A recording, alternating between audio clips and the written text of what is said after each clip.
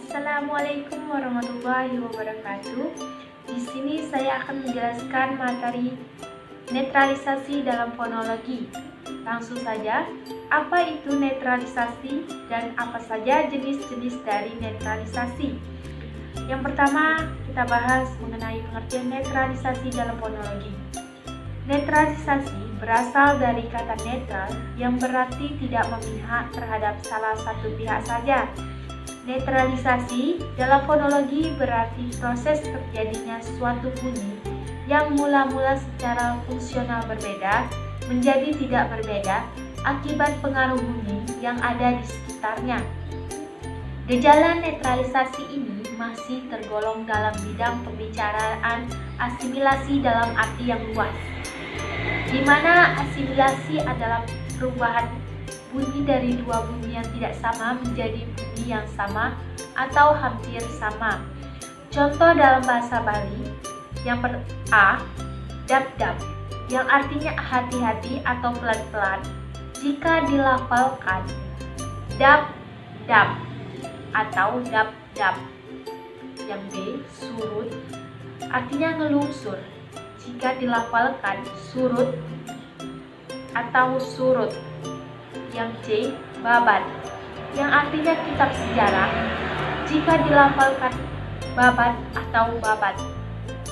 Yang D, angop, artinya kagum. Jika dilafalkan angop atau angop. Yang E, jegek, artinya cantik. Jika dilafalkan jegek atau jegek. Yang F, ajek, artinya lestari. Jika dilafalkan ajek atau ajek. Nah, adapun jenis-jenis dari netralisasi yakni netralisasi konsonan dan netralisasi vokal. Nah, jenis yang pertama netralisasi konsonan. Hal ini dapat dicontohkan dalam bahasa Belanda yang terdapat pada akhir kata, yaitu ada kata yang dieja hard, artinya keras, dan dilafalkan hard. Di samping itu ada kata lain yang dieja hard, artinya jantung, dan diucapkan hard. Jadi pelafalan kedua kata yang dieja berbeda itu adalah sama. Anda tentunya bertanya mengapa? Karena dalam bahasa Belanda, konsonan hambat bersuara D itu adalah tidak mungkin. Oleh karena itu diubah menjadi konsonan yang homor dan tak bersuara yakni T. Hubungan antara dua bunyi yang menampakkan perbedaan, misalnya antara bunyi oral dan nasal, antara bersuara dan tak bersuara, antara D dan T adalah perbedaan bersuara dan tak bersuara. Pada posisi A itu dinetralkan menjadi bunyi yang tak bersuara. Bunyi bersuara dan tak bersuara dibedakan menjadi ada tidaknya getaran pada pita suara sewaktu bunyi itu diproduksi. Bila pita suara ikut bergetar pada proses pembunyian itu, maka disebut bunyi bersuara.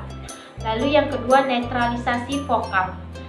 Bahasa Bali mempunyai fonem vokal sebanyak 6 buah, yaitu I, E, A, E, U, O. Dua di antara fonem yang memang saling berbeda satu dengan yang lainnya, itu dalam posisi tertentu ternyata bisa menjadi netral akibat proses morfologi sufiksasi. Fonem yang dimaksud adalah fonem vokal A dan E.